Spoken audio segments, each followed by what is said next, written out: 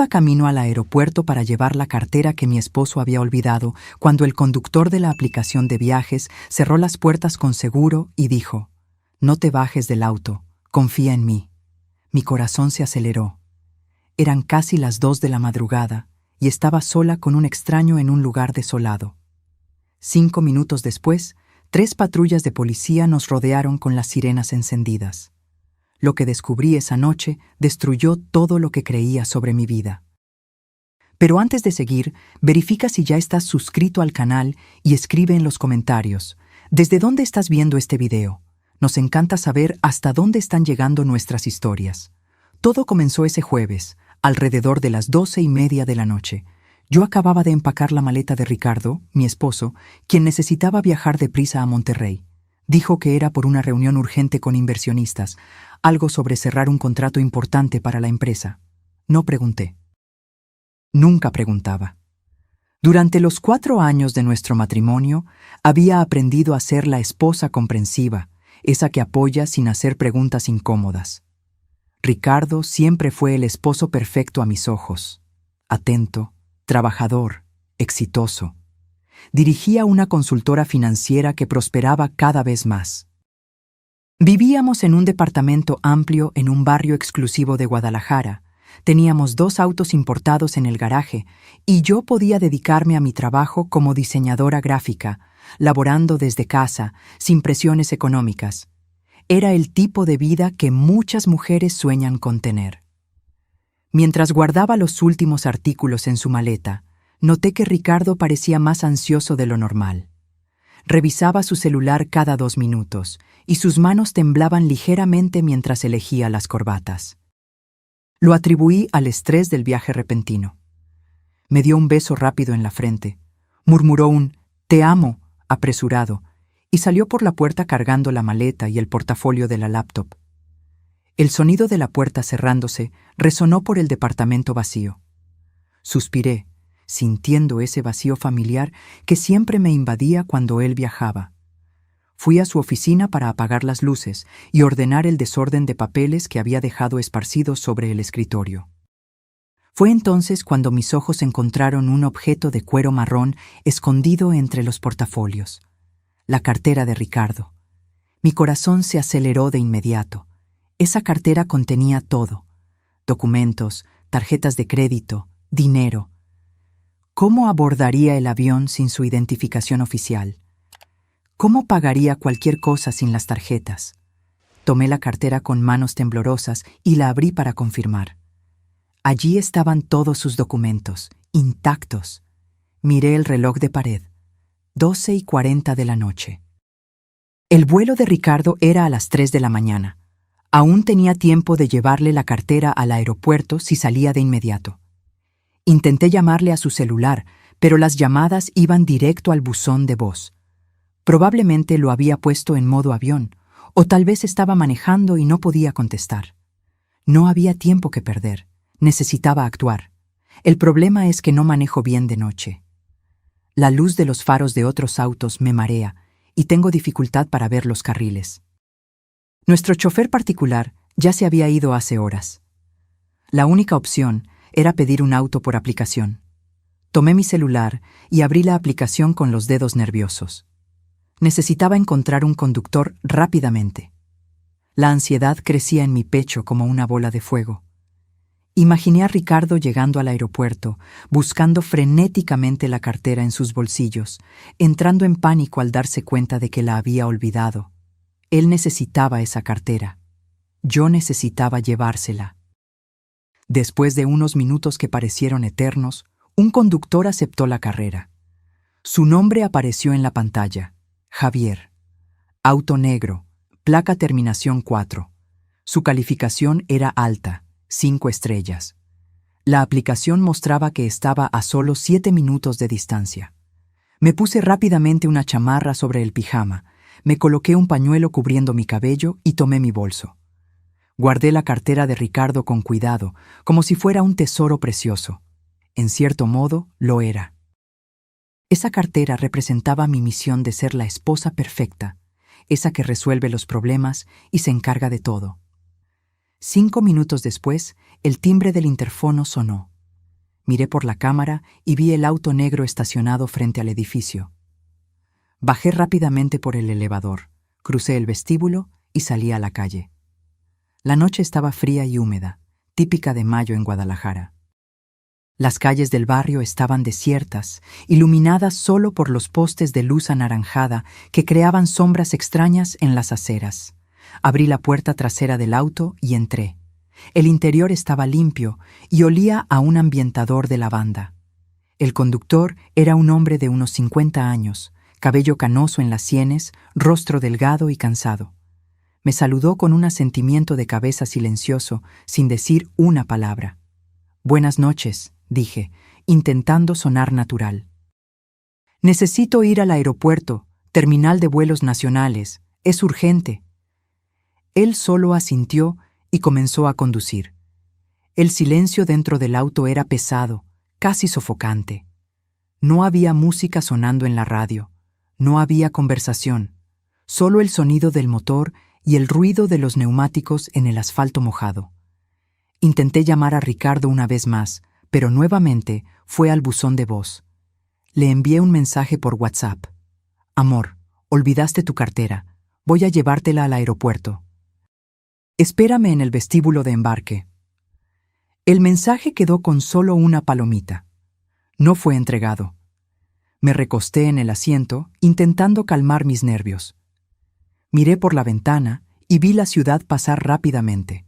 Salimos del barrio residencial y entramos en la avenida principal que llevaba a la carretera. El tráfico estaba sorprendentemente libre para una noche de jueves. No había casi ningún auto en la pista. Fue entonces cuando comencé a notar algo extraño. El conductor, Javier, miraba constantemente por el espejo retrovisor. No solo chequeos normales de tráfico, sino miradas largas e intensas, como si estuviera buscando algo. O a alguien. Nuestros ojos se encontraron por el espejo algunas veces, y cada vez que eso sucedía, un escalofrío recorría mi espalda. Había algo en su expresión que me incomodaba. No era amenazante, exactamente, pero había una tensión en su rostro, una preocupación que no lograba entender. Apreté la cartera de Ricardo contra mi pecho, de repente muy consciente de que estaba sola en un auto con un extraño, en medio de la madrugada, yendo a un aeropuerto distante. Las historias que había leído en las redes sociales sobre crímenes involucrando conductores de aplicaciones comenzaron a invadir mi mente como fantasmas indeseados. ¿Todo bien?, pregunté, intentando romper el silencio pesado. Javier no respondió de inmediato. Cambió de carril bruscamente, haciendo que mi cuerpo se bamboleara en el asiento. Mi corazón comenzó a latir más rápido. «Disculpa», dijo finalmente, su voz ronca y baja, «solo revisando el tráfico». Pero no había tráfico. La carretera estaba prácticamente vacía. Tomé mi celular discretamente y fingí estar revisando alguna aplicación, pero en realidad tenía el dedo sobre el botón de emergencia de la propia aplicación de transporte. Si algo sucedía, necesitaría estar lista para pedir ayuda. Conforme nos acercábamos al aeropuerto, la tensión en el auto aumentaba. Javier continuaba mirando por los espejos obsesivamente, y ahora podía ver gotas de sudor en su frente, a pesar de tener el aire acondicionado encendido. Sus manos apretaban el volante con tanta fuerza que los nudillos estaban blancos. Algo andaba mal, muy mal. Las luces del aeropuerto comenzaron a aparecer a la distancia, un brillo artificial contra el cielo negro de la madrugada. Normalmente, esa visión me traería alivio, pero esa noche solo intensificó mi miedo, porque en lugar de ir directo a la terminal principal de embarque, bien iluminada y llena de movimiento, Javier comenzó a desviar el auto hacia un área lateral más oscura. «Espera», dije, mi voz saliendo más aguda de lo normal. «El embarque nacional es por allí, en esa dirección». «Lo sé», respondió, pero no cambió de dirección. El pánico comenzó a apoderarse de mí. Mi mano apretó el celular con fuerza, lista para activar la alarma de emergencia. Miré alrededor buscando posibles salidas, calculando si lograría abrir la puerta y saltar del auto en movimiento. Javier condujo hasta un área de descenso menos concurrida, lejos de las puertas principales. Había solo algunos postes de luz funcionando, creando manchas de oscuridad entre los círculos de iluminación tenue. No había guardias de seguridad a la vista, no había otros autos. Solo nosotros dos y la oscuridad amenazante. El auto comenzó a desacelerar. Mi corazón estaba latiendo tan fuerte que podía escucharlo en mis oídos. Puse la mano en la manija de la puerta, lista para salir corriendo tan pronto como el auto se detuviera. Pero cuando intenté abrir, la puerta no se movió. Estaba con seguro. Los seguros de seguridad habían sido activados por el conductor. Estaba atrapada. El pánico explotó en mi pecho como una bomba. Jalé la manija con fuerza, 1, 2, 3 veces, pero la puerta permanecía firmemente cerrada. Intenté la otra puerta del lado opuesto, estirando mi cuerpo desesperadamente, pero también estaba asegurada. Todas las puertas estaban cerradas. Estaba completamente atrapada dentro de ese auto con un extraño, en un lugar desolado, en medio de la madrugada. ¿Por qué cerraste las puertas? Mi voz salió temblorosa, casi un grito. ¡Ábrelas! ¡Abre ahora! Javier no se giró. Sus manos seguían apretando el volante, y él mantenía los ojos fijos en el área oscura frente a nosotros. El sudor ahora le escurría abiertamente por el rostro, bajando por las sienes. «No te bajes aquí», dijo, su voz baja pero urgente. «Por favor, confía en mí». ¿Confiar en ti? Estaba casi histérica ahora. «Me encerraste en el auto. Déjame salir. ¡Auxilio!». Comencé a golpear la ventana, intentando llamar la atención de alguien, de cualquier persona que pudiera estar pasando. Pero el área estaba completamente desierta. Tomé mi celular con las manos temblorosas, lista para llamar a la policía.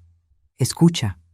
Javier finalmente se giró hacia mí y pude ver el terror genuino en sus ojos. «No voy a hacerte daño, pero si te sales de este auto ahora, algo muy malo te va a pasar. Necesitas confiar en mí, por favor». «¿Por qué?», grité. «¿Por qué no puedo salir? ¿Qué está pasando?». «Lo sabrás en 5 minutos», respondió, girándose de nuevo hacia el frente. 5 minutos. «Es todo lo que pido. Quédate en el auto por 5 minutos». Las lágrimas comenzaron a escurrir por mi rostro. Mi mente iba a 1000 direcciones diferentes. ¿Estaba siendo secuestrada? ¿Me estaba llevando a algún lugar? ¿Pero por qué? No era rica, no venía de una familia importante. No tenía sentido. Miré alrededor desesperadamente, buscando algo que pudiera usar como arma. Mi bolso estaba a mi lado. Dentro de él había un spray de pimienta que siempre cargaba, pero estaba enterrado en el fondo, y tendría que revolver todo para encontrarlo. Los segundos pasaban como horas. Javier permanecía inmóvil en el asiento de adelante, mirando obsesivamente hacia afuera, como si estuviera esperando algo, o a alguien. «¿Trabajas para mi esposo?», pregunté de repente, una nueva teoría surgiendo en mi mente confundida. «¿Él te mandó a nacer esto? ¿Es algún tipo de prueba?». «No conozco a tu esposo», Javier respondió sin mirar hacia atrás. «Pero conozco a tu papá». Mi sangre se heló. ¿Mi papá? Mi voz salió como un susurro. «Mi papá murió hace 3 años. Lo sé, yo trabajé para él. Fui jefe de su seguridad personal durante 15 años». Los recuerdos comenzaron a volver. Mi padre era dueño de una cadena de tiendas de materiales de construcción. Tenía seguridad personal, especialmente después de que nuestra familia comenzó a recibir amenazas de competidores. Recordaba vagamente a un hombre mayor, siempre presente en las sombras cuando mi papá iba a eventos importantes. «Javier», susurré, finalmente haciendo la conexión. «Tú eres el Javier que trabajó con mi papá». «Sí». Él asintió ligeramente. «Antes de morir, tu papá me pidió un último favor. Me hizo jurar que cuidaría de ti, aunque fuera a la distancia, que te mantendría a salvo». «¿Qué tiene eso que ver con ahora? ¿Por qué me encerraste en este auto?». Porque recibí información, más temprano hoy, de que algo iba a pasarte esta noche. Algo muy malo. Mi corazón estaba latiendo tan fuerte que dolía. ¿Qué tipo de cosa? Ibas a ser secuestrada.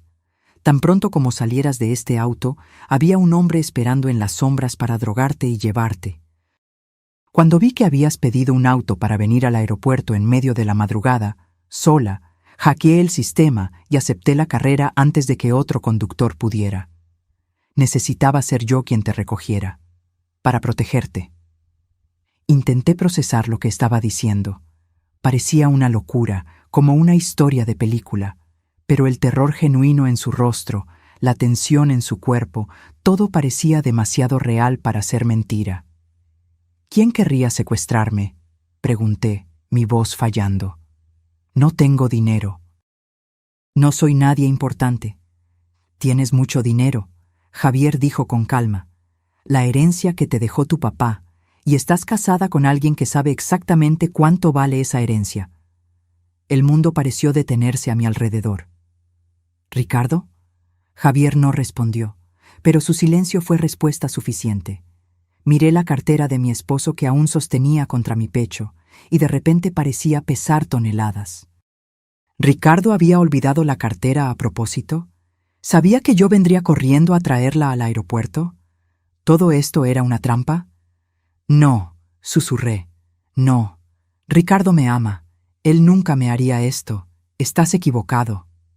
Mira, Javier señaló el reloj en el tablero. Faltan 2 minutos.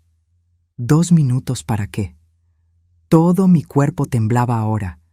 No sabía si debía creerle o intentar escapar de cualquier manera, pero algo en la sinceridad de su voz, en el terror de sus ojos, me hizo quedarme. Me quedé sentada allí, conteniendo la respiración, contando los segundos. 90 segundos, 60 segundos, 30 segundos.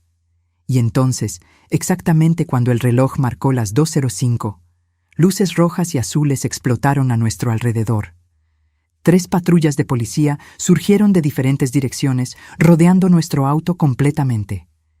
Sirenas ensordecedoras rasgaron el silencio de la noche. Policías saltaron de los autos con armas en mano, gritando órdenes. Pero no nos estaban apuntando a nosotros. Estaban apuntando a algo detrás de nuestro auto, en las sombras que no lograba ver bien.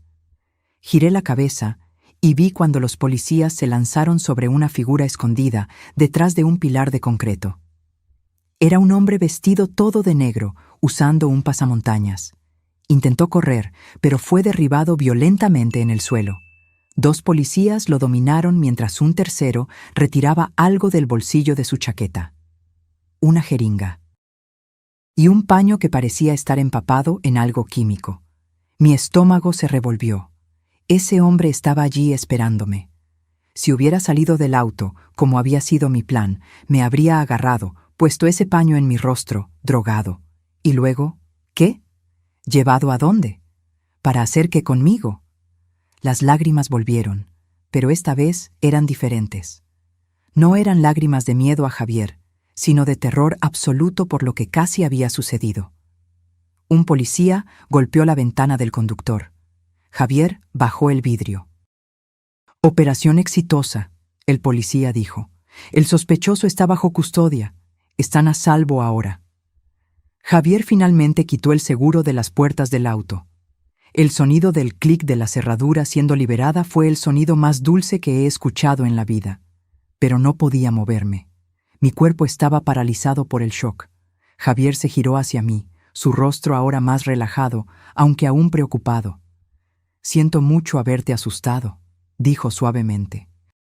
«Pero si te hubiera contado lo que estaba pasando, podrías haber entrado en pánico e intentado salir del auto de todos modos. Necesitaba mantenerte dentro, mantenerte a salvo, hasta que la policía llegara». «¿Cómo supiste?», logré preguntar. «¿Cómo sabías que esto iba a suceder?» «Tengo contactos, personas que me deben favores del tiempo en que trabajé con tu papá. Una de esas personas escuchó conversaciones, vio mensajes. Me avisó que un secuestro estaba siendo planeado para esta noche, en el aeropuerto, que tú serías la víctima». «¿Pero quién?». Estaba empezando a entrar en shock. ¿Quién planeó esto? Javier dudó. Su expresión se puso aún más seria. Necesito mostrarte algo, dijo lentamente. Pero tienes que estar preparada. Lo que vas a ver te va a doler mucho más que lo que acaba de pasar. Tomó una tableta que estaba en el asiento del pasajero y me la entregó. En la pantalla había una serie de fotos. Fotos de vigilancia, tomadas de lejos, pero lo suficientemente nítidas para que yo reconociera perfectamente a quién estaba en ellas. Ricardo, mi esposo. Pero no estaba solo.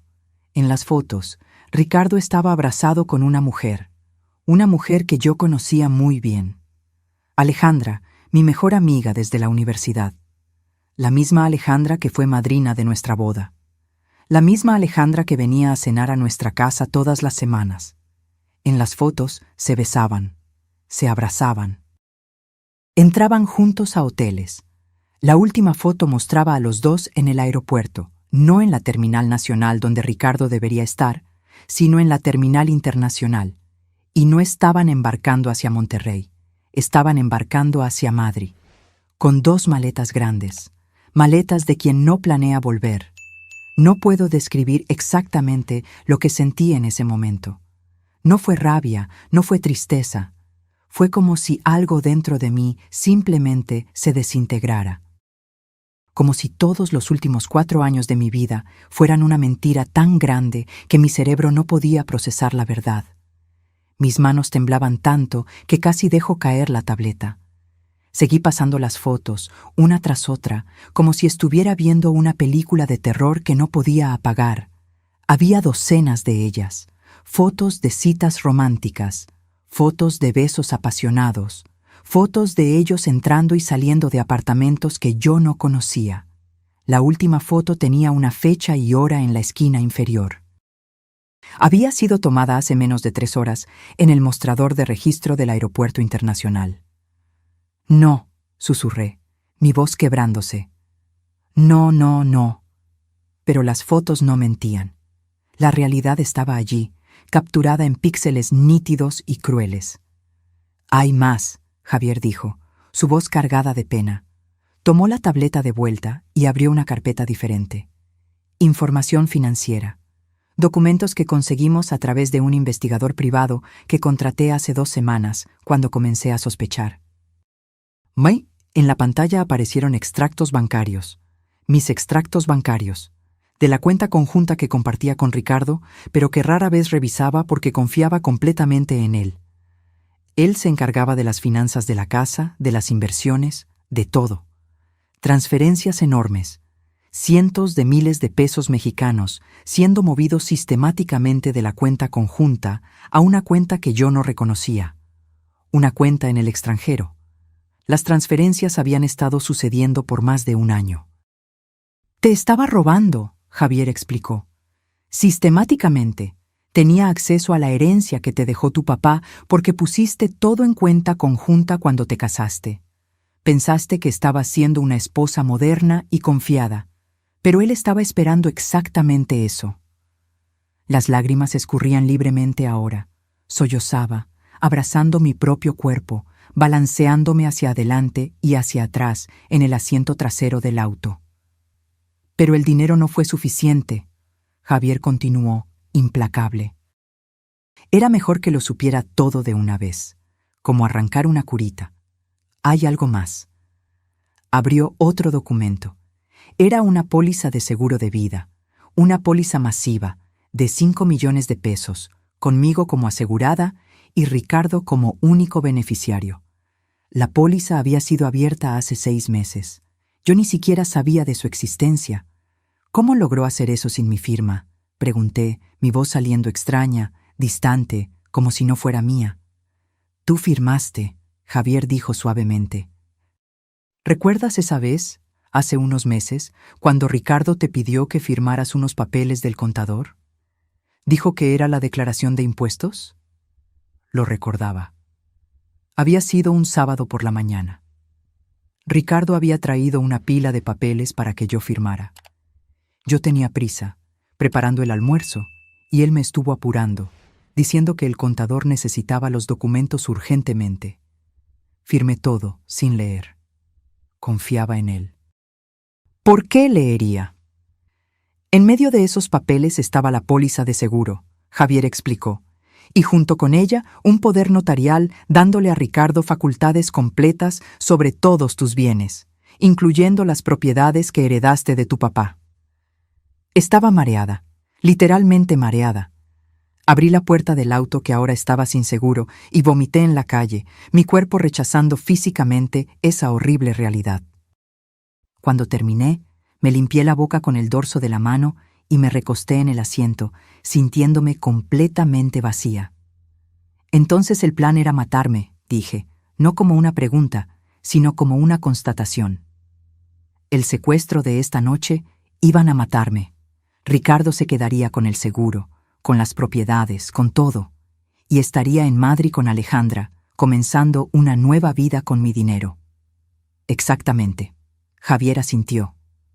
El hombre que la policía acaba de arrestar es un criminal conocido. Fue contratado para hacer el trabajo sucio. Después del secuestro, tu cuerpo probablemente sería encontrado en algún lugar, simulando un asalto que salió mal. Ricardo estaría en otro país, con una coartada perfecta. Regresaría a México como el esposo devastado, lloraría en las entrevistas, recibiría las condolencias y luego desaparecería a Portugal con toda tu herencia. Era un plan perfecto, diabólico, pero perfecto. ¿Cómo descubriste todo esto?, pregunté. ¿Cómo supiste que iba a suceder esta noche? Cuando tu papá estaba muriendo, Javier comenzó, me hizo prometer que cuidaría de ti. Él tenía un presentimiento sobre Ricardo, ¿sabes? Nunca le gustó, nunca confió completamente en él. Dijo que había algo falso en la forma en que Ricardo te miraba, como si estuviera evaluando una inversión en lugar de mirar a la mujer que amaba. Recordé las discusiones entre mi papá y Ricardo. Recordé cómo mi papá había estado en contra de la boda al principio. Pensé que era solo un padre sobreprotector que no quería aceptar que su hija estaba creciendo. Pero él había visto algo que yo, ciega de pasión, no pude ver. Después de que tu papá murió, seguí vigilándote de lejos, Javier prosiguió. No todo el tiempo, pero periódicamente. Revisaba sus redes sociales, mantenía contacto con algunos empleados de la empresa de tu papá que ahora trabajaban para ti. Y hace 3 meses, uno de esos contactos me dijo algo extraño. Ricardo había preguntado sobre cómo vender propiedades heredadas sin llamar la atención de las autoridades fiscales. Eso me hizo sospechar. Contraté a un investigador privado. Fue él quien descubrió el romance con Alejandra, las transferencias de dinero, la póliza de seguro falsa. Todo comenzó a encajar. Y hace una semana, mi contacto en el bajo mundo criminal me avisó que alguien había puesto un contrato en la cabeza de una joven mujer rica. La descripción coincidía contigo. Yo no sabía exactamente cuándo o dónde sucedería, pero me mantuve en alerta máxima. Hoy por la noche, cuando vi tu solicitud de viaje en el sistema al aeropuerto, sola, en la madrugada, lo supe. Era la oportunidad perfecta para un secuestro, lugar público, pero con áreas desoladas, horario en que estarías vulnerable, y la coartada perfecta para Ricardo, que estaría en otro país. Hackeé el sistema de la aplicación para asegurar que yo sería el conductor asignado. Y alerté a mis contactos en la policía. Estaban monitoreando la situación, esperando que el criminal apareciera. El plan era atraparlo en flagrancia. Estaba escuchando todo, pero parecía un sueño, una pesadilla de la que no podía despertar. La cartera, dije de repente, mirando el objeto maldito que aún estaba a mi lado en el asiento. Dejó la cartera a propósito, ¿verdad? Sí, era el anzuelo. Él sabía que tú eres el tipo de persona que saldría en medio de la noche para ayudarlo. Contaba con eso, con tu bondad, tu dedicación, tu amor por él. Cada palabra era una puñalada en mi corazón ya destrozado. Tomé la cartera con manos temblorosas. Por primera vez, la examiné de verdad. Abrí todos los compartimentos. Y fue entonces cuando encontré Un trozo de papel doblado, escondido detrás de las tarjetas de crédito. Cuando abrí el papel, vi que era una copia de otro documento, una escritura. Transfiriendo la propiedad principal de mi herencia, el edificio comercial en el centro de Guadalajara que valía millones, al nombre de Ricardo. Y justo abajo, una firma, mi firma. Pero yo nunca había firmado eso. Falsificación, Javier dijo, mirando por encima del asiento. Con el poder notarial que firmaste sin saber, él puede haber falsificado otras firmas también. Probablemente ya transfirió varias propiedades a su nombre. Todo planeado para que, tan pronto como murieras, él ya tuviera el control legal de todo, sin complicaciones, sin esperar testamento, sin familia peleando por la herencia. Era genial, era monstruoso. Miré por la ventana del auto. La policía aún estaba lidiando con el secuestrador. Una ambulancia había llegado. Otros policías estaban asegurando el perímetro, recolectando evidencias. Y en algún lugar allá dentro de ese aeropuerto, en la terminal internacional, Ricardo estaba esperando para embarcar. Esperando partir hacia Madrid con Alejandra, con mi dinero, esperando recibir la noticia de que el plan había funcionado. Que yo estaba muerta. Pero yo no estaba muerta. Estaba bien viva y absolutamente furiosa. La tristeza que me había consumido comenzó a transformarse en algo diferente, algo frío y cortante. Una rabia cristalina que me dio una claridad mental que no tenía en horas. ¿Dónde están?, pregunté, mi voz ahora firme. Ricardo y Alejandra, ¿dónde exactamente están? Javier revisó el reloj.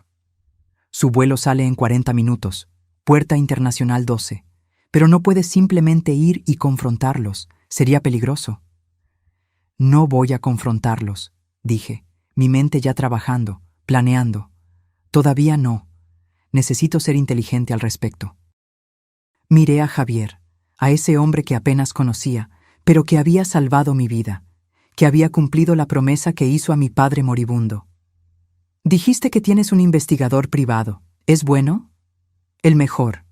¿Y tus contactos en la policía? ¿Pueden ayudar con lo que voy a necesitar? Javier sonrió por primera vez esa noche. Una sonrisa pequeña, pero genuina. ¿Qué tienes en mente? No dormí esa noche. ¿Cómo podría? Mientras Ricardo embarcaba hacia Madrid, creyendo que su plan se estaba desarrollando perfectamente, yo estaba en una comisaría dando mi declaración completa. El secuestrador había confesado todo cuando fue confrontado con las evidencias. Dijo que había sido contratado por un hombre al que conocía solo como Leo. La descripción coincidía perfectamente con Ricardo. Había mensajes de texto en un celular desechable con instrucciones detalladas sobre dónde recogerme, cuándo actuar y cómo hacerlo parecer un asalto seguido de homicidio. Las evidencias eran abrumadoras, pero el delegado que estaba a cargo del caso me dio un consejo que nunca voy a olvidar. Señora, me dijo, mirándome con esos ojos cansados de quien ya ha visto de todo en la vida, tenemos suficientes evidencias para arrestar a su esposo tan pronto como regrese a México.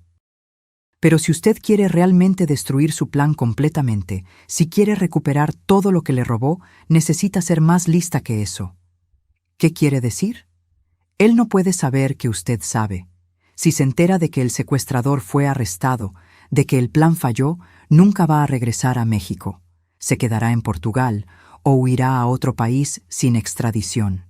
Y aunque logremos arrestarlo eventualmente, el dinero que transfirió a cuentas offshore será casi imposible de recuperar. Entendí lo que estaba diciendo. Si quería verdadera justicia, necesitaba jugar el juego de Ricardo. Necesitaba fingir que nada había pasado. ¿Pero cómo voy a hacer eso?, pregunté. Él esperará recibir la noticia de mi muerte. Cuando eso no suceda, va a sospechar. Exactamente, el delegado concordó. Por eso usted necesita crear una historia que explique por qué no fue al aeropuerto, por qué está viva, pero de una forma que no levante sospechas. Pasamos las siguientes horas elaborando un plan. Con la ayuda de Javier, del investigador privado y de una fiscal especializada en crímenes financieros que se unió a nosotros, creamos una historia perfecta. Cuando el sol comenzó a salir, yo estaba de vuelta en mi departamento. Parecía un lugar diferente ahora. Cada rincón guardaba memorias que yo ahora sabía que eran falsas. El sofá donde veíamos televisión juntos. La cama donde hacíamos el amor. La cocina donde yo preparaba su desayuno favorito todos los domingos. Todo mentira, todo fachada, pero no podía demostrar que sabía, no todavía. Me acosté en la cama que aún olía a su perfume y forcé mis ojos a cerrarse por algunas horas. Necesitaba estar descansada para lo que vendría a continuación. A las 9 de la mañana, mi celular sonó. Era Ricardo. Miré la pantalla por un largo momento antes de contestar. Mi mano temblaba, pero respiré hondo, puse mi mejor máscara de esposa amorosa y contesté. Amor. Su voz sonó falsamente animada. ¿Estás bien? Intenté llamarte anoche varias veces. Hola, mi vida, respondí, forzando un tono somnoliento. Disculpa, me dormí temprano y dejé el celular en silencio. Estaba tan cansada. Hubo una pausa del otro lado. Una pausa que duró solo 2 segundos, pero que pareció una eternidad. Él estaba confundido. Yo debería estar muerta. ¿Por qué estaba contestando el teléfono normalmente, hablando de haberme dormido temprano? Ah, dijo finalmente. ¿Entonces no fuiste al aeropuerto? ¿Aeropuerto? ¿Por qué iría al aeropuerto? Otra pausa, más larga esta vez. Tu cartera, dije, siguiendo el guión que habíamos preparado. Olvidaste tu cartera aquí en casa. Iba a llevártela al aeropuerto, pero cuando me estaba arreglando para salir, me dio una jaqueca horrible, de esas muy fuertes.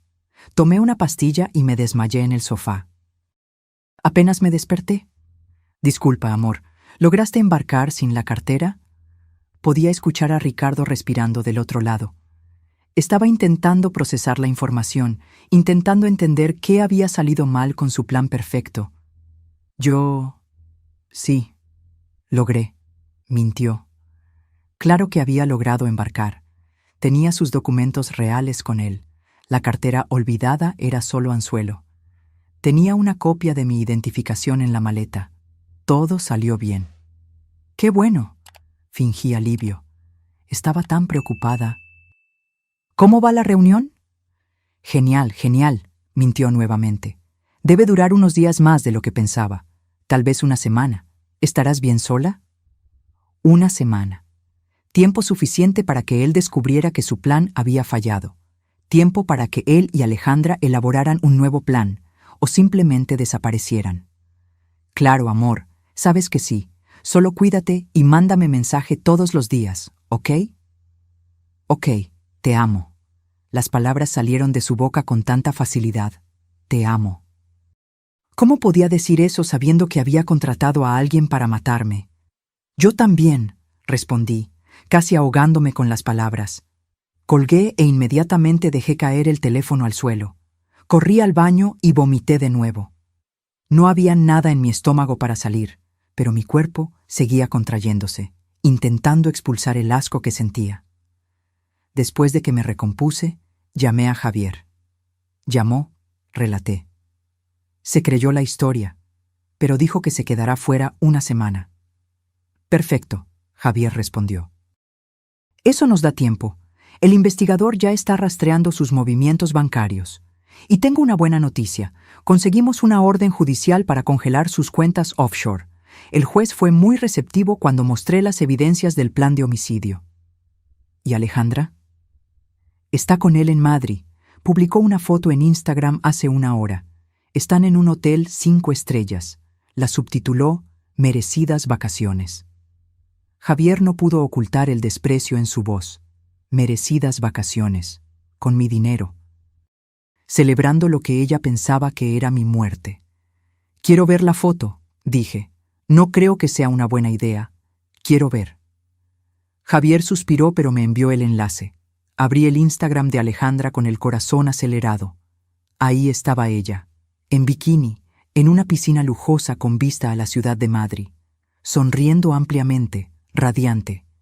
Y al fondo, ligeramente desenfocado pero claramente visible, estaba Ricardo, también sonriendo, sosteniendo una copa de champaña. Los comentarios eran todos de amigas en común nuestras. ¡Qué increíble! Te lo mereces. Aprovecha muchísimo. ¡Qué envidia de la buena! Si ellas supieran. Pasé los días siguientes preparándome. El investigador privado trajo más información. Ricardo y Alejandra habían estado juntos por casi 2 años. Había comenzado en una fiesta de confraternización de la empresa donde Alejandra trabajaba, y Ricardo había ido como mi acompañante. Se habían conectado, intercambiado números, y el romance comenzó poco tiempo después. Las evidencias eran dolorosas de ver. Mensajes de texto apasionados, fotos íntimas, videos que me hicieron querer morir de vergüenza y rabia. Pero me forcé a ver todo. Necesitaba conocer la extensión completa de la traición. El investigador también descubrió que Ricardo tenía deudas, muchas deudas, apuestas en línea, malas inversiones, préstamos con usureros. Estaba ahogado en deudas que yo nunca supe que existían. Mi dinero no era solo avaricia, era necesidad. Necesitaba esos millones para pagar sus deudas y comenzar una vida nueva con Alejandra. ¿Cuánto debe?, pregunté. Casi 2 millones de pesos mexicanos, el investigador respondió. Y los usureros se están impacientando. Hay amenazas de muerte en los mensajes. Estaba desesperado.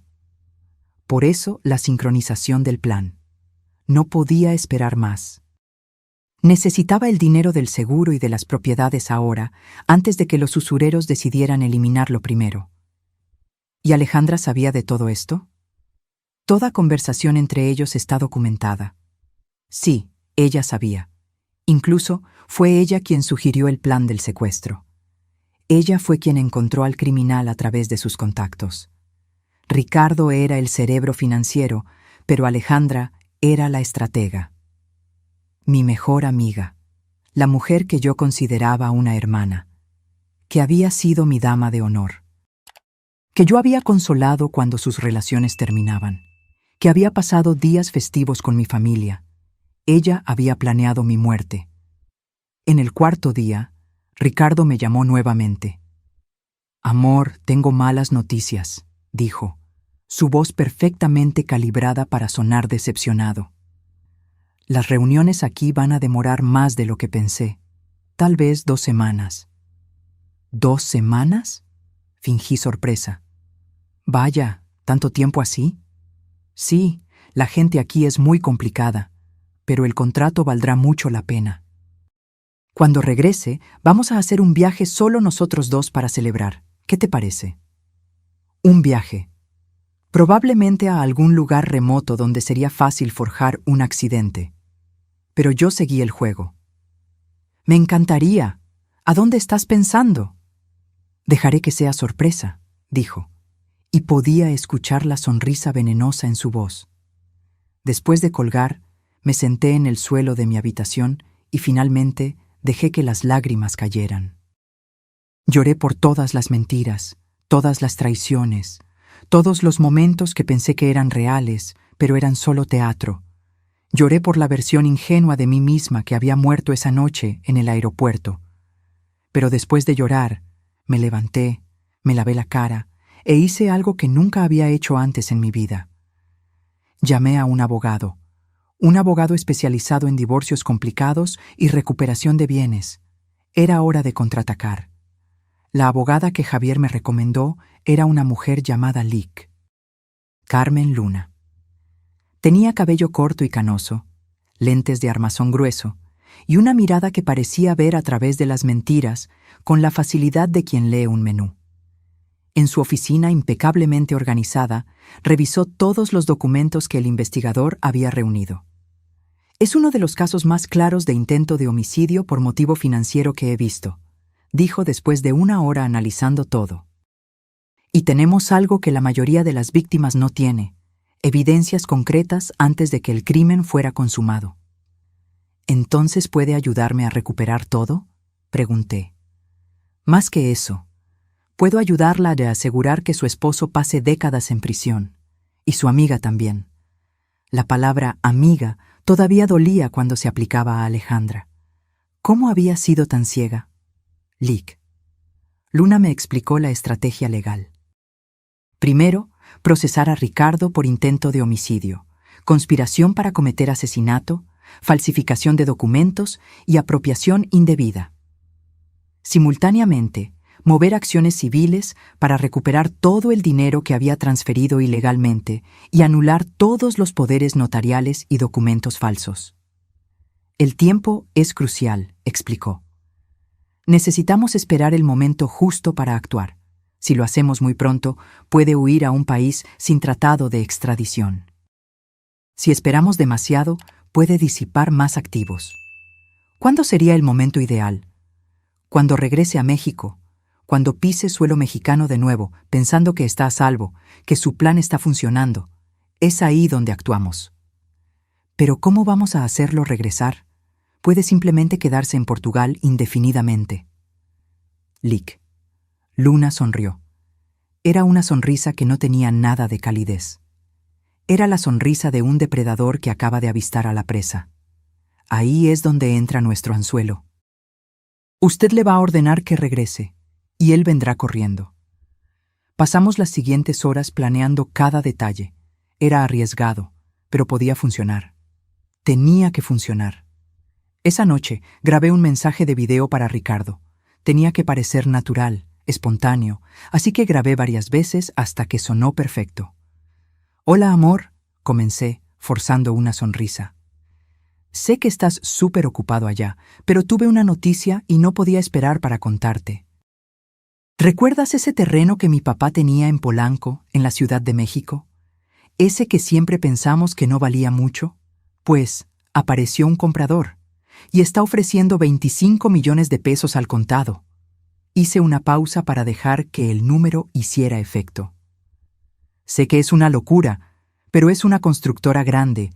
Quieren desarrollar un edificio de lujo allí, pero lo mejor es que quieren cerrar el trato esta semana. El corredor dijo que si no acepto pronto, van a buscar otro terreno. Yo no quería decidir algo tan grande sin ti aquí.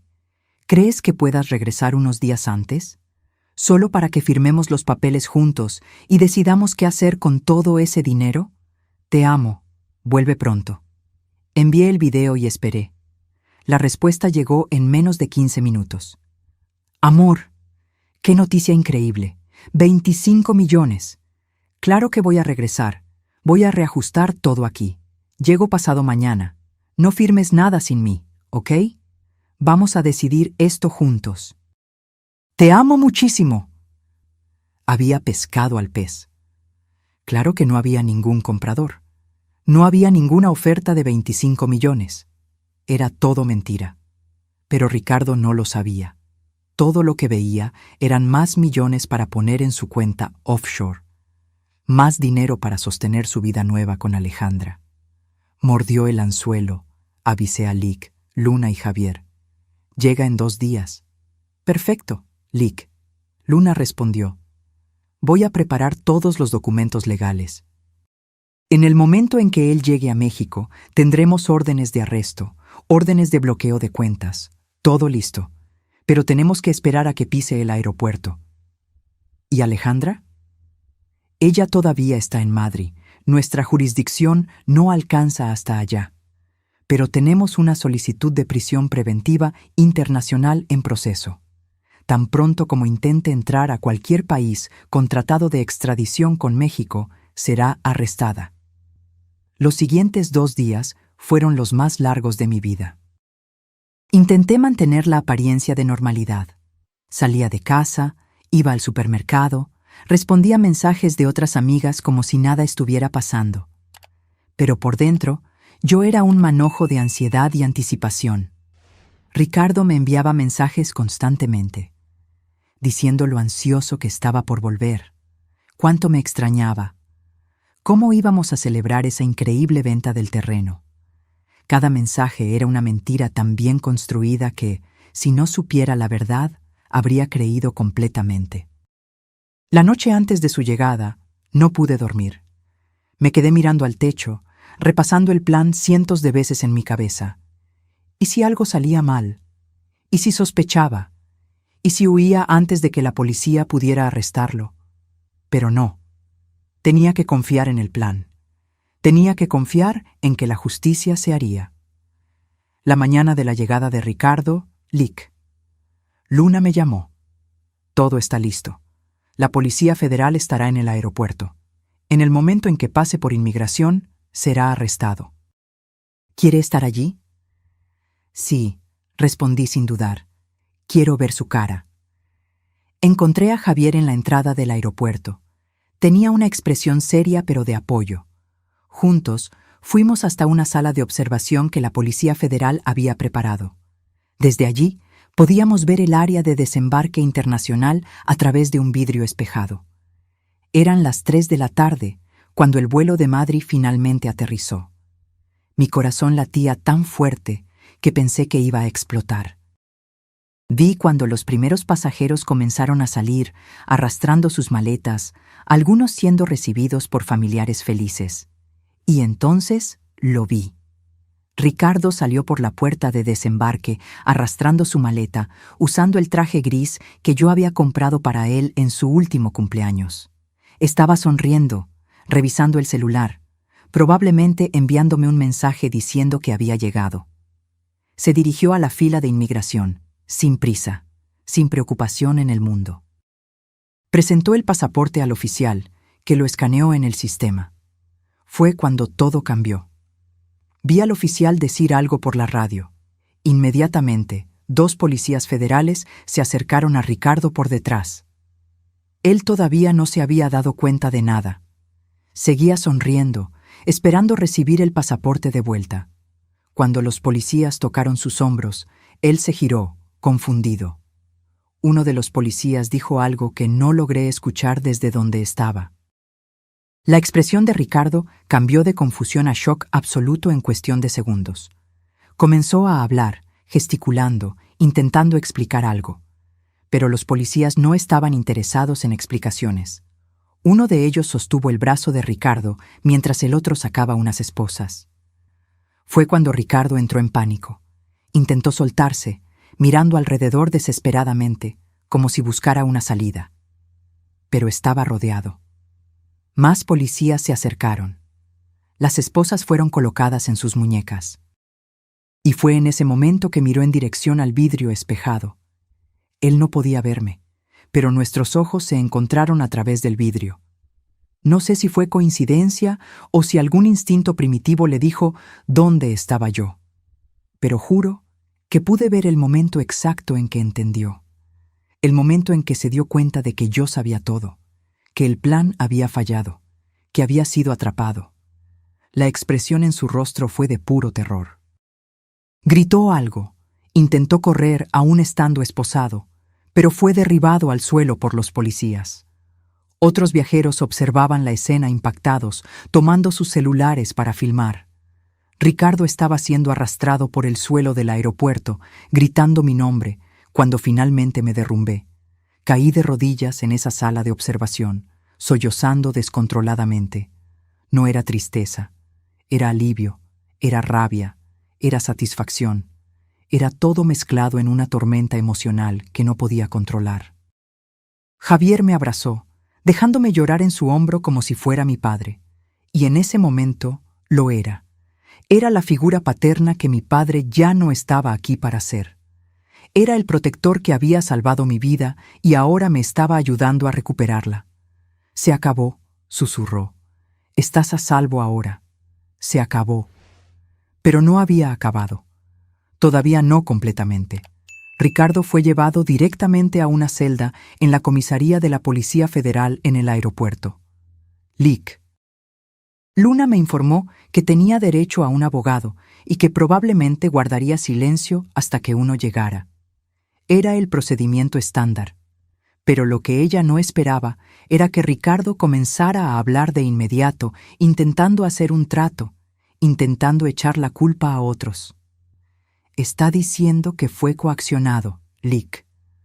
Luna me llamó 2 horas después del arresto, diciendo que Alejandra planeó todo, que ella lo amenazó, que él era la víctima. ¿Y la policía le cree? Claro que no.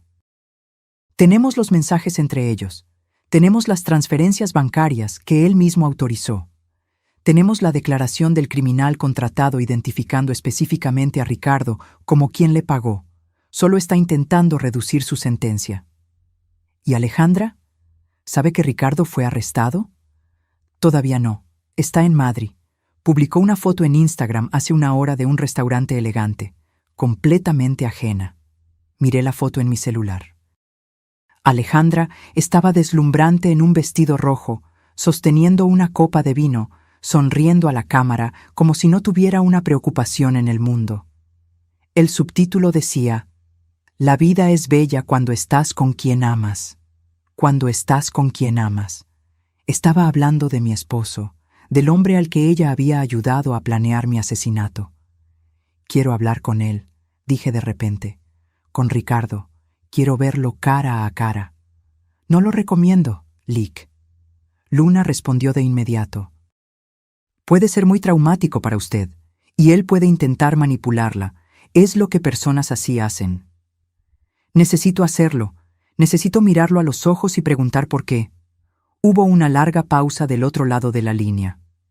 Está bien, lo arreglaré, pero yo iré con usted. Y será en una sala supervisada, con guardias presentes. Si en algún momento usted quiere salir, salimos. ¿De acuerdo? De acuerdo. El encuentro fue programado para el día siguiente. Pasé la noche entera sin dormir, ensayando lo que diría, imaginando cómo sería mirar al hombre que amé y ver a un extraño. Cuando llegué a la comisaría, mis manos temblaban tanto que Javier, que insistió en acompañarme junto con la abogada, tuvo que sostener mi brazo para guiarme por los pasillos. Ricardo estaba en una sala de interrogatorio. A través de una ventana de vidrio pude verlo antes de entrar. Ya no estaba usando el traje elegante. Había sido cambiado por un uniforme naranja de preso. Su rostro estaba pálido, ojeras profundas bajo los ojos. Parecía haber envejecido 10 años en 2 días. Cuando abrí la puerta y entré, él levantó la cabeza. Nuestros ojos se encontraron, y para mi sorpresa, comenzó a llorar. Amor, sollozó. Amor, lo siento mucho, yo no quería, no era para ser así. Me senté en la silla del otro lado de la mesa, manteniendo mi expresión neutra. Lick. Luna y Javier se quedaron de pie detrás de mí, una presencia silenciosa pero reconfortante. No me llames amor, dije, mi voz saliendo más fría de lo que esperaba. Perdiste el derecho de llamarme así cuando contrataste a alguien para matarme. No, no, él negó con la cabeza violentamente. Tú no entiendes. Yo nunca quise que te lastimaras, lo juro. Fue Alejandra, ella fue quien... No le eches la culpa a Alejandra, lo interrumpí. Vi los mensajes, todos ellos. Sé que tú estuviste involucrado en esto desde el principio. Ricardo se congeló. La máscara de arrepentimiento se deslizó un poco, y por un momento vi algo más oscuro en sus ojos. ¿Por qué?, pregunté, mi voz quebrándose. Yo te amaba, te habría dado cualquier cosa. Si hubieras necesitado dinero, te habría ayudado. Si ya no me amabas, podríamos habernos divorciado. ¿Por qué elegir matarme? Él miró hacia abajo, a sus propias manos esposadas sobre la mesa. No lo entenderías, murmuró. Hazme entender. Hubo un largo silencio.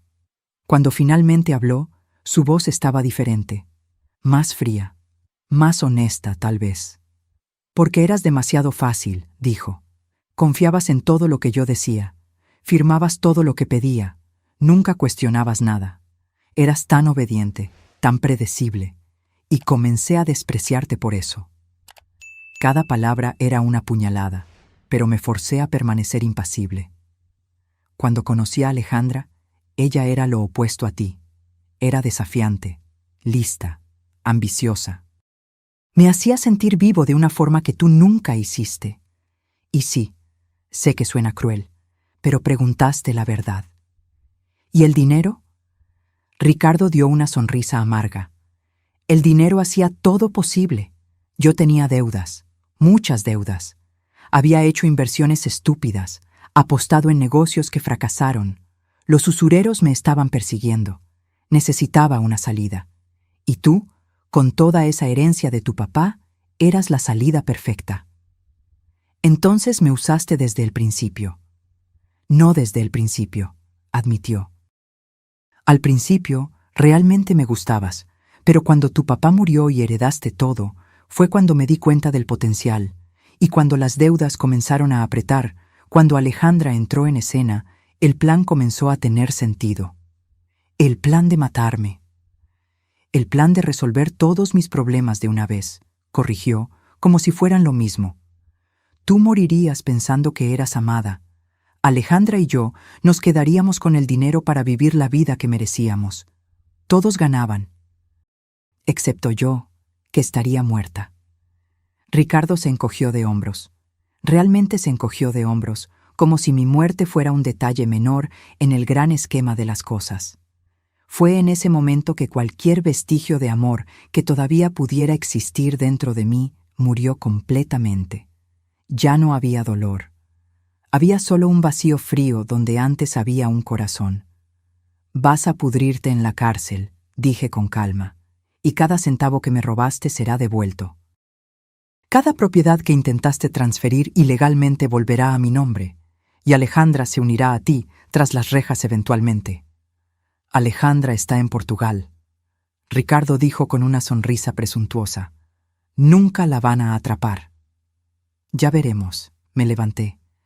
Espero que ambos hayan aprovechado bien estos días de libertad, porque serán los últimos que tendrán por los próximos 20 o 30 años. Comencé a girarme para salir, pero Ricardo me llamó. «Espera». Me detuve, pero no me giré. «¿Vas a perdonarme algún día?», preguntó, y por primera vez desde que entré en la sala, su voz sonó genuinamente vulnerable. Me giré lentamente y lo miré una última vez. Perdonar significa que lo que hiciste tuvo algún valor, algún significado que vale la pena ser reconciliado.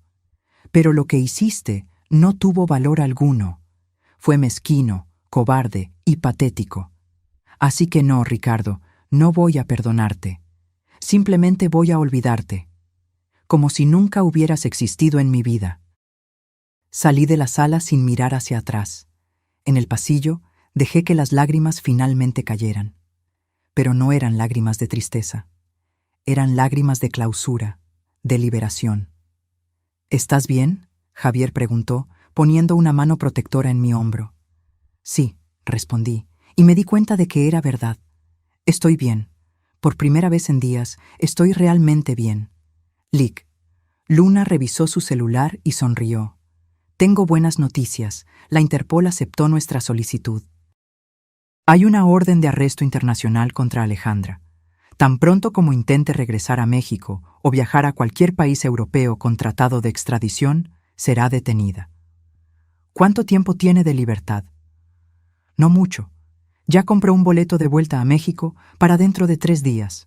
Probablemente estaba planeando regresar cuando creyera que las cosas se habían calmado, fingir que no sabía nada sobre el plan de Ricardo. Y cuando sea arrestada, ¿enfrentará las mismas acusaciones que él? Exactamente. Conspiración para homicidio, participación en crimen planeado, complicidad.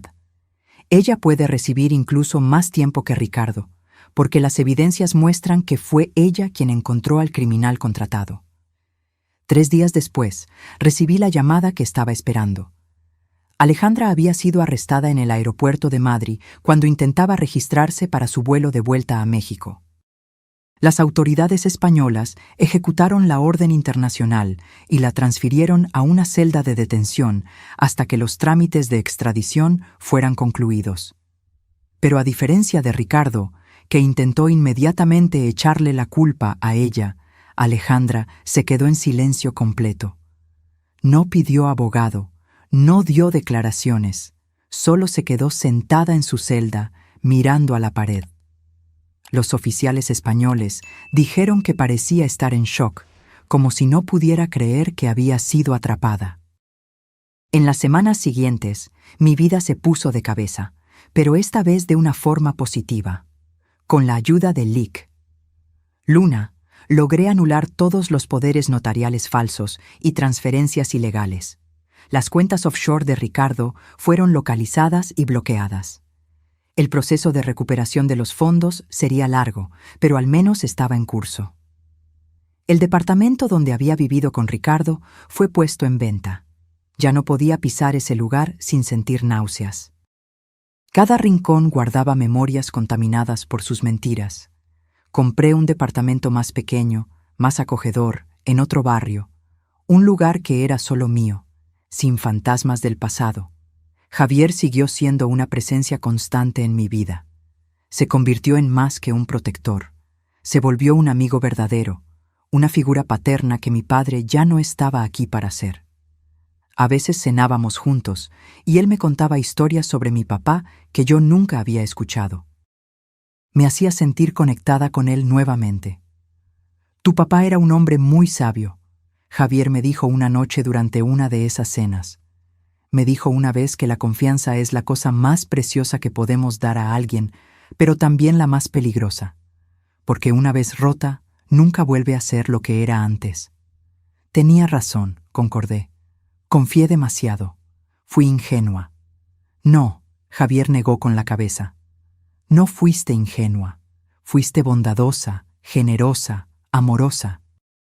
No dejes que la traición de una mala persona te transforme en alguien desconfiada y amargada. A tu papá no le gustaría eso. Sus palabras se quedaron conmigo. El juicio de Ricardo ocurrió 6 meses después de su arresto. La sala estaba llena, los medios de comunicación estaban presentes y yo estaba sentada en la primera fila, determinada a mirarlo a los ojos durante cada momento del proceso. Había perdido peso en la cárcel y su rostro estaba más delgado, más viejo. Su abogado intentó alegar que había sido coaccionado por Alejandra, que ella era la verdadera mente detrás de todo. Pero las evidencias eran irrefutables. Los mensajes de texto mostraban claramente que él era un participante activo y entusiasta del plan. Cuando fue mi turno de testificar, subí al estrado y relaté todo. La noche en el auto con Javier, el descubrimiento de las fotos, las mentiras, el miedo que sentí cuando pensé que iba a morir. Mi voz permaneció firme durante todo el testimonio, incluso cuando las lágrimas escurrían por mi rostro. Ricardo no me miró ni una sola vez durante mi testimonio. Mantuvo los ojos bajos, con la apariencia de un hombre que ya había aceptado su destino. La sentencia fue de 25 años de prisión sin posibilidad de libertad condicional por 15 años, por intento de homicidio calificado, falsificación de documentos, apropiación indebida y una lista de otros crímenes. Cuando el juez golpeó el martillo, sentí un peso enorme siendo levantado de mis hombros. La justicia se había hecho. Alejandra fue extraditada a México 3 meses después del juicio de Ricardo. Su juicio fue aún más dramático, porque a diferencia de él, ella decidió luchar. Contrató al mejor abogado que pudo encontrar, e intentó argumentar que había sido manipulada por Ricardo, que ella era víctima de sus mentiras también. Pero las evidencias no permitían esa narrativa. Los mensajes mostraban que muchas veces era Alejandra quien tomaba la iniciativa, quien hacía las sugerencias más sórdidas. Fue ella quien encontró al criminal para secuestrarme. Fue ella quien sugirió hacerlo parecer un asalto que salió mal. El peor momento del juicio fue cuando la fiscalía presentó una conversación entre Alejandra y Ricardo que ocurrió días antes del intento de secuestro. En esa conversación hablaban sobre cómo sería la vida nueva de ellos después de que yo estuviera fuera del camino. Alejandra incluso mencionó que parte del dinero sería usado para hacerse una cirugía plástica, para verse aún más bonita para Ricardo. Ella había calculado el valor de mi vida y decidido que valía menos que una cirugía estética. Cuando me llegó la hora de testificar en su juicio, Alejandra finalmente me miró a los ojos. Y diferente a Ricardo, que parecía arrepentido, aunque falsamente, Alejandra me miró con odio puro, como si yo fuera la villana de la historia por haber sobrevivido. Alejandra, el fiscal le preguntó durante su propio testimonio, ¿Tiene algo que decirle a la víctima? Alejandra me miró directamente y dijo, sí, siempre fuiste aburrida, siempre fuiste sosa. Ricardo solo estuvo contigo por el dinero desde el principio. Me lo dijo varias veces. Nunca fuiste suficiente. Las palabras deberían haberme dolido, pero en su lugar me hicieron darme cuenta de que Alejandra nunca había sido mi amiga, ni antes de Ricardo ni durante. Ella siempre había sido una actriz representando un papel, esperando el momento justo de mostrar sus verdaderos colores. Gracias por mostrarme quién eres en realidad, respondí con calma. Ahora sé que no perdí una amiga, porque nunca tuve una. Alejandra recibió 20 años de prisión. Un poco menos que Ricardo, pero aún así una sentencia significativa. Cuando fue llevada de la sala del tribunal, esposada y llorando, me di cuenta de que no sentía satisfacción. No sentía alegría por su castigo. Sentía solo vacío. Y luego, alivio de que ese capítulo estaba finalmente cerrado. Un año después de los juicios, mi vida había encontrado un nuevo ritmo. Volví a trabajar como diseñadora gráfica, pero ahora con una confianza que nunca tuve antes. Abrí mi propio estudio y me estaba yendo bien. Hice nuevos amigos, personas genuinas que entraron en mi vida y me mostraron lo que significa la verdadera amistad. Comencé a ir a terapia para procesar todo el trauma, y lentamente aprendí a confiar de nuevo, pero de forma más sabia esta vez. Javier siguió siendo parte importante de mi vida. Me llevaba a cenar una vez a la semana, me aconsejaba sobre decisiones de negocios y siempre estaba disponible cuando necesitaba hablar. Nunca cobró nada por haber salvado mi vida. Dijo que había hecho una promesa a mi papá, y honrar esa promesa era pago suficiente. En una tarde de jueves, exactamente 2 años después de esa noche terrible en el aeropuerto, recibí una carta. Era de Ricardo, de la prisión. Me quedé mirando el sobre por un largo tiempo, decidiendo si debía abrirlo o simplemente tirarlo. La curiosidad ganó. La carta era larga, páginas y páginas de su letra siempre impecable. Hablaba sobre cómo la prisión lo había cambiado, cómo tenía tiempo para pensar en todo lo que había hecho mal. Decía que finalmente entendía la gravedad de sus acciones, que estaba haciendo terapia y trabajando en convertirse en una mejor persona. En la última página escribió: «Sé que no merezco tu perdón y no lo estoy pidiendo. Solo quería que supieras que lo siento de verdad. Merecías amor verdadero, lealtad, respeto, y yo fallé en darte todo eso. Espero que hayas encontrado la felicidad que siempre mereciste». Doblé la carta de vuelta en el sobre. No voy a mentir, parte de mí se sintió conmovida por las palabras. Pero otra parte, la parte que había crecido y madurado a través de esta experiencia, sabía que palabras bonitas no cambiaban acciones horribles. Puse la carta en una caja donde guardaba todos los documentos del proceso. Un día, tal vez años en el futuro, podría mirar hacia atrás y perdonarlo, no por él, sino por mí, para finalmente dejar ir cualquier vestigio de rencor. Pero hoy no era ese día. Esa noche, me senté en el balcón de mi departamento nuevo, mirando las luces de la ciudad. Pensé en cómo mi vida había cambiado dramáticamente en 2 años. Cómo había pasado de ser una esposa ingenua y confiada a una mujer que casi fue asesinada, a alguien que luchó por justicia y venció. No era la jornada que yo habría elegido. Pero fue la jornada que me trajo hasta aquí, hasta esta versión de mí misma que era más fuerte, más sabia, más completa de lo que nunca había sido. Tomé mi celular y llamé a Javier. «Hola», dije cuando contestó. «Solo quería decir gracias, por todo, por salvar mi vida, por honrar la promesa que le hiciste a mi papá, por ser el héroe que yo no sabía que necesitaba». «Fue un honor», Javier respondió, su voz cálida y sincera. «Tu papá estaría muy orgulloso de la mujer en que te convertiste». «Sé que yo lo estoy». Después de colgar, me quedé mirando la noche por un tiempo más, y por primera vez en años me sentí completamente en paz. Los meses que siguieron trajeron transformaciones que nunca imaginé que fueran posibles. Mi estudio de diseño estaba creciendo.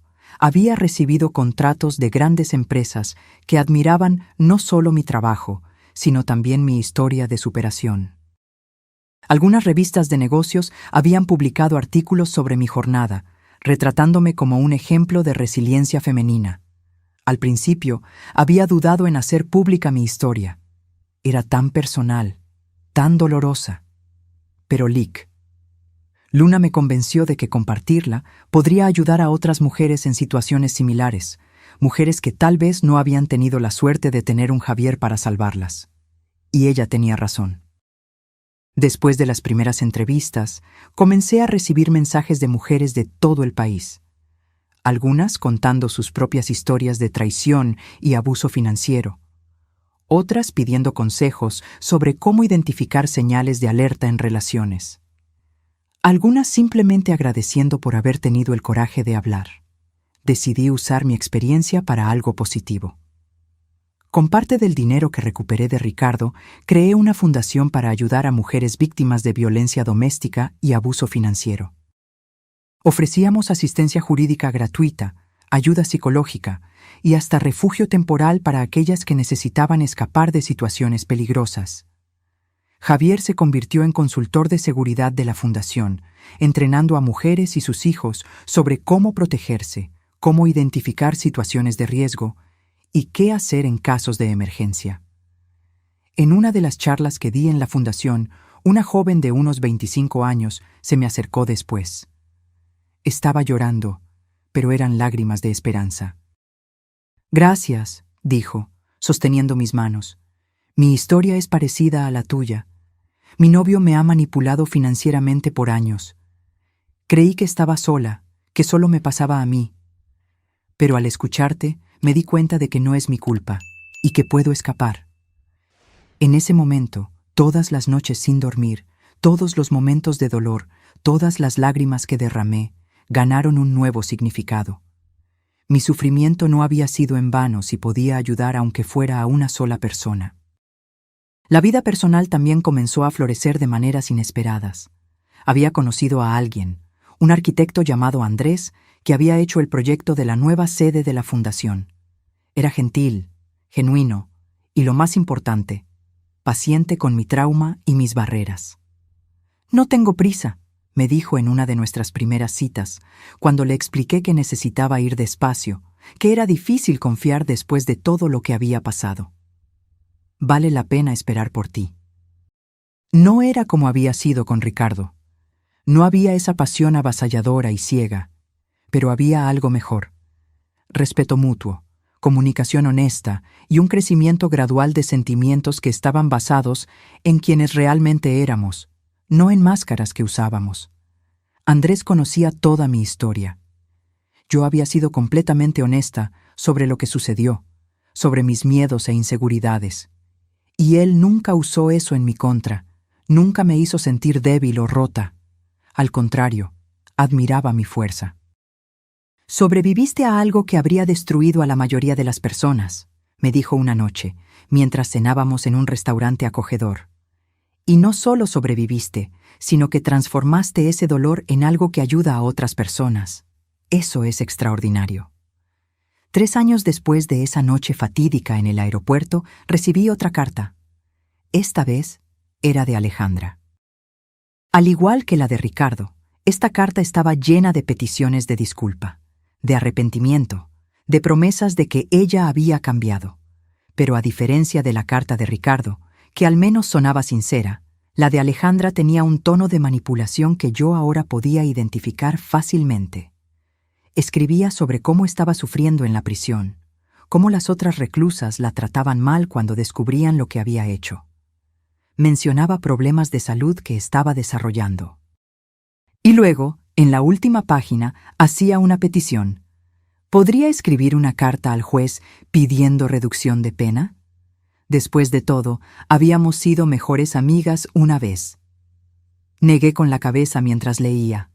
Alejandra seguía siendo Alejandra, siempre calculando, siempre intentando manipular, siempre creyendo que lágrimas e historias tristes le darían lo que quería. No respondí la carta. No era necesario. Alejandra había tomado sus decisiones y ahora necesitaba vivir con las consecuencias. Pero guardé la carta junto con la de Ricardo, no como recuerdo de dolor, sino como recordatorio de cuánto había crecido, de cómo ya no era aquella mujer que confiaba ciegamente, que no hacía preguntas, que ponía las necesidades de los demás antes que las suyas propias. En un domingo por la tarde, 4 años después de que todo hubiera sucedido, estaba en la cocina de mi departamento preparando el almuerzo.